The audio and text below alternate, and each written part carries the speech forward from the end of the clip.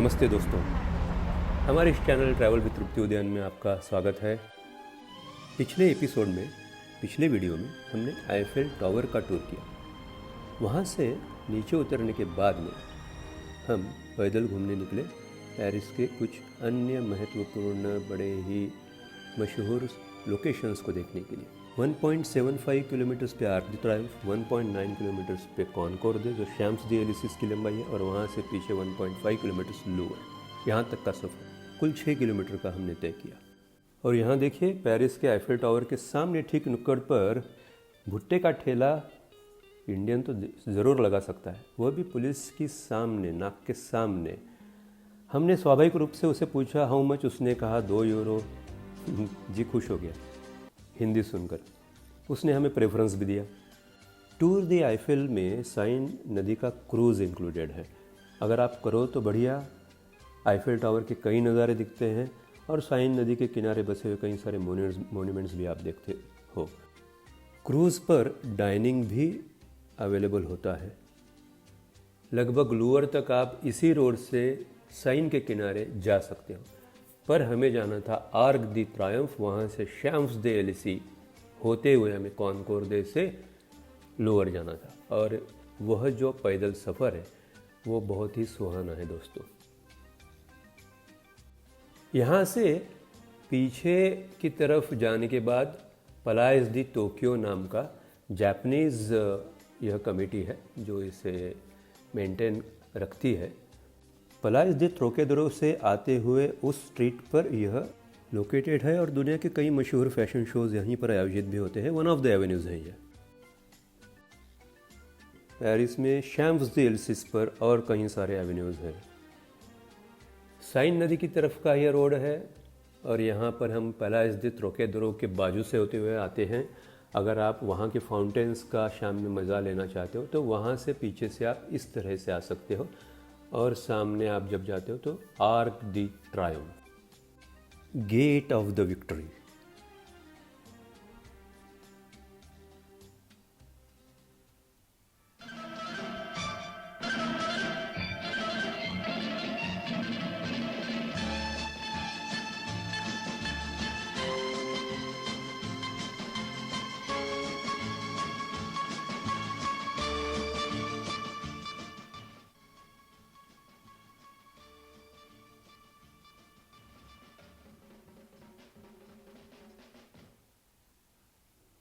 Napoleon उसके army के साथ जीत कर जब आया था तो उनके सम्मान में यह गेट यहाँ पर बना। हर शाम फ्लैग सेरेमनी 6:30 बजे यहाँ पर होती है। टिकट निकालकर आर्क द ट्रायम्फ की गैलरीज में हम जा सकते हैं। ऊपर चढ़कर नज़ारे यहाँ के देख भी सकते हैं। शैम्स दे एलिसिस का यह जो राउंड एरिया एवेन्यू है, बड़ा ही मशहूर और one of the most happening places in Paris यहाँ पर है। शैम्स दे एलिसिस फील्ड हुआ करता था यह, और यह उन सोल्जर्स की याद में था जिन्होंने पेरिस के लिए, फ्रांस के लिए अपना खून बहाया। बाद में 1860 में यहाँ के मर्चेंट्स, व्यापारी एक हुए। उन्होंने एक कमेटी स्थापन की और उन्होंने कहा कि क्यों ना हम इसे ग्रैंड एवेन्यू बनाएं।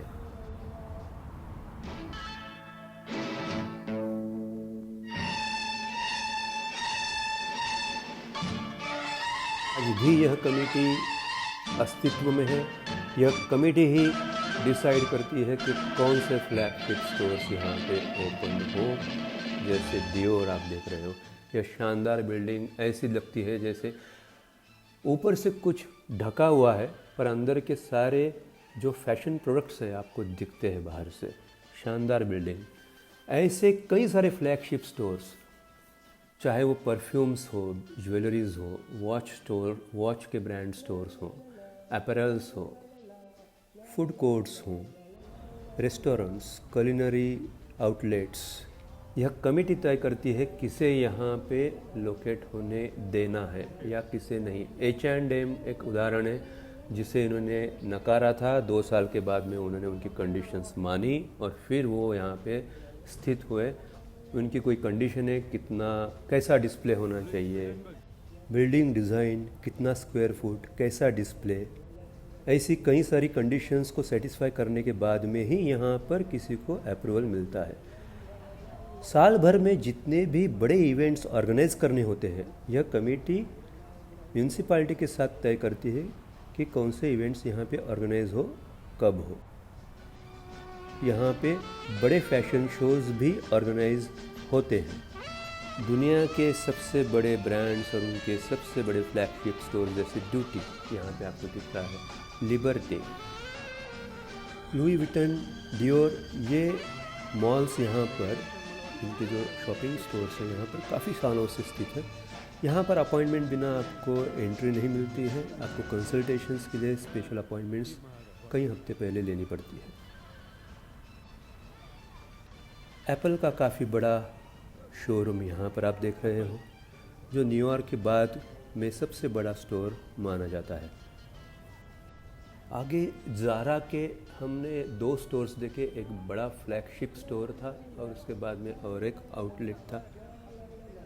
उसके बाजू में ही एक बड़ा हट के मार्केटिंग स्ट्रेटजी वाला display in collaboration by a patisserie firm which is Pierre Herme और ली ऑक्यूटेन, जो सौंदर्य प्रसाधनों ब्यूटी प्रोडक्ट्स का बड़ा ब्रांड है। इन दोनों ने मिलकर यहाँ पर एक शोरूम बनाया है। बहुत बढ़िया शोरूम हटकर है और काफ़ी प्रसिद्ध है। इसके काफ़ी चर्चे भी हुए थे जब ये यहाँ पर बना था। तो ब्यूटी प्रोडक्ट्स सारे सट कर लगे हुए हैं दीवारों से। बीच में ओवल शेप्ड डिस्प्ले है जहाँ पर मैकेरॉन्स पियर हर्मे के, और उसके अलावा कई सारे पैटिसरीज, स्वीट्स यहाँ पर डिस्प्ले में है। और आप देख सकते हैं सारे salesman, sales women business attire में है। आपको अंदर जाकर आप यहाँ पर शॉपिंग कर सकते हो। शॉपिंग के लिए काफ़ी भीड़ थी, ना कि सिर्फ सैलानियों की पर लोकल्स की भी।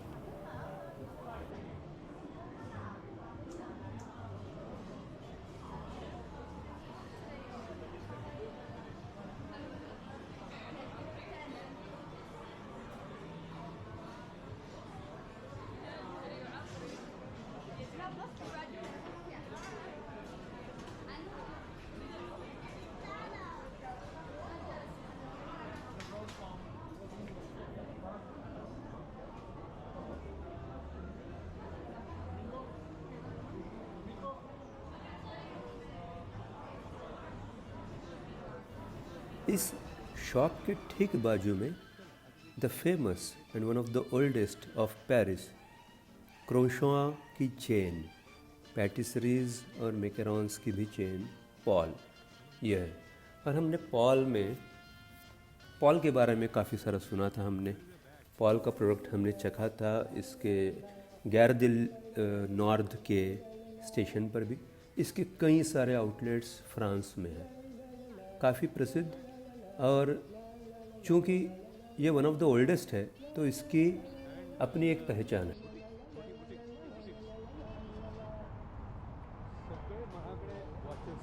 इससे आगे चलने पर लफायत गैलरीज, जो बहुत सारे खूब सारे ब्रांड्स का एक एवेन्यू है एक ही जगह पर। बड़े ब्रांड्स, उनके अच्छे खासे आउटलेट्स, फ्लैगशिप स्टोर्स कुछ एक ब्रांड्स के वहाँ पर भी है। अगर एक साथ शॉपिंग करनी है तो ये एवेन्यू बहुत ही बढ़िया है। ठीक सामने वाले कॉम्प्लेक्स में पेरिस के सबसे ज़्यादा सिनेमा हॉल्स इसी कॉम्प्लेक्स में हैं। Cinema theatres, cinema halls, theatres इसी स्ट्रीट पर, जैसे यूजीसी नॉर्मैदी, यूजीसी जॉर्ज, ले एलिस Lincoln.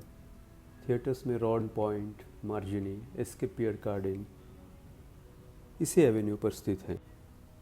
Lacoste, Longchamp, Crocodile, Gem Western, कई सारे फुटवेयर के यहाँ पर ब्रांड्स हैं।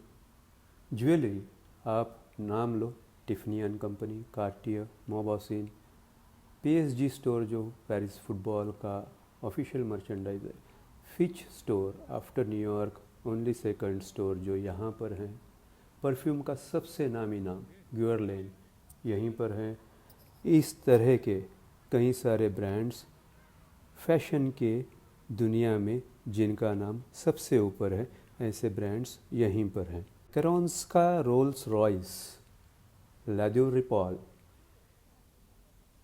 ब्रासरीज में one of the legendary names Fouquet's यहीं पर। और इनके शेफ्स बड़े ही नामचीन शेफ्स हैं। इन शेफ्स के नाम पर यहाँ पर लोग आते हैं, वेटिंग में आते हैं और बुकिंग करके आते हैं। सारे 4 स्टार 5 स्टार होटल्स, रेस्टोरेंट यहाँ पे शेफ्स के नाम से ज़्यादा जाने जाते हैं। ऑटोमोबाइल शोरूम्स जैसे रेनो का अल्टियर रेनो नाम से यहाँ पे शोरूम है, जहाँ की डिशेस की एक खूबी है ऐसी है कि फार्मूला 1 इंस्पायर्ड मेनू जो यहाँ पे काफ़ी फेमस है।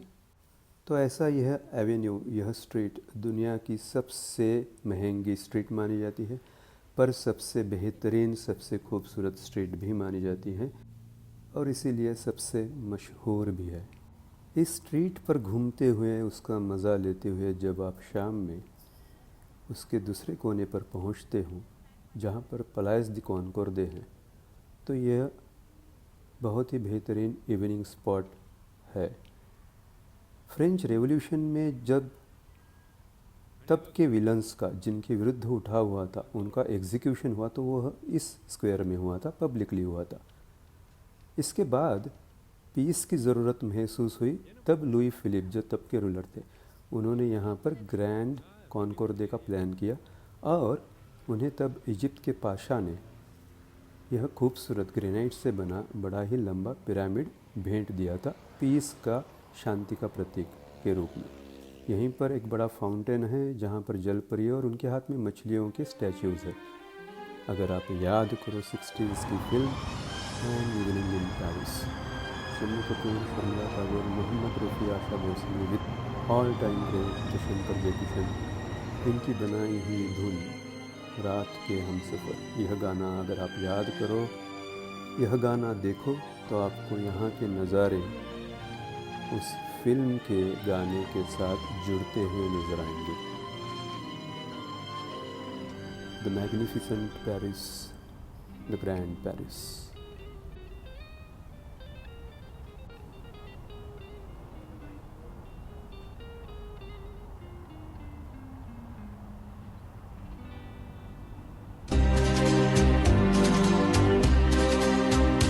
रात के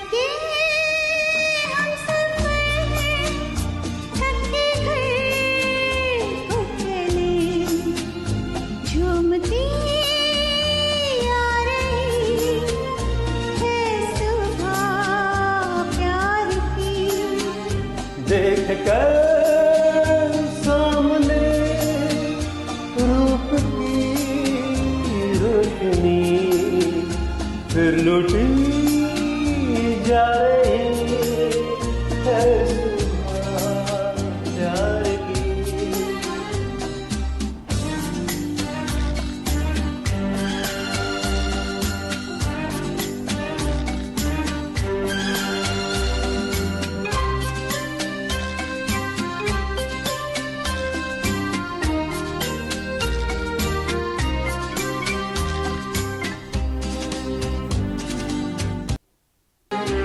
रात में प्यार के जाम भर कर दिए, आंखों आंखों से जो मैंने तुमने दिया, होश तो अब तक जाके लौटे नहीं, होश तो अब तक जाके लौटे नहीं, और प्यार आ रही है सुबह प्यार की।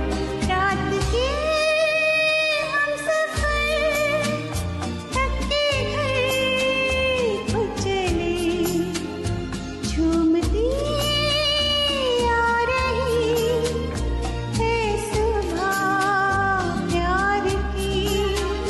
देख कर सामने रूप की रोशनी फिर लुटी जा रही है सुबह प्यार की।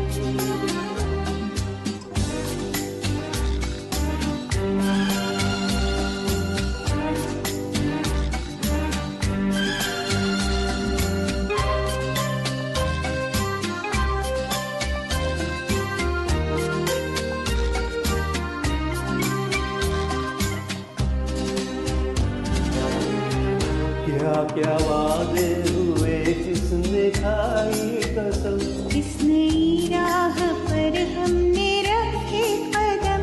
जब से था प्यार कब हम छुपाए तो क्या, जब से था प्यार कब हम छुपाए तो क्या, सब समझ पा रही है सुबह जाएगी, रात के हम सफर रखते गए वो चली, झूमती आ रही है सुबह प्यार की, रात के